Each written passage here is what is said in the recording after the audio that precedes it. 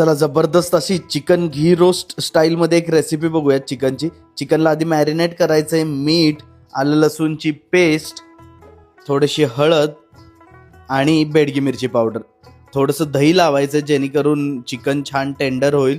आणि ह्याला मॅरिनेट करून साधारणपणे 1 तास किंवा त्यापेक्षा जास्त वेळ ठेवायचं असतं फ्रीजमध्ये ठेवा.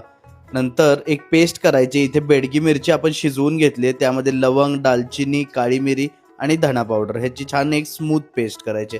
एका कढईत तेल, तूप, 2 मीडियम साईजचे कांदे, थोडंसं मीठ टाकून छान भाजून घ्यायचे. एकदा कांदे छान भाजले की आपण जी पेस्ट केली आहे तयार ती पेस्ट ॲड करायची आणि छान भाजून घ्यायचे तेल सुटेपर्यंत आणि बेडगी मिरचीचा कच्चा स्मेल पूर्ण निघून जाईपर्यंत.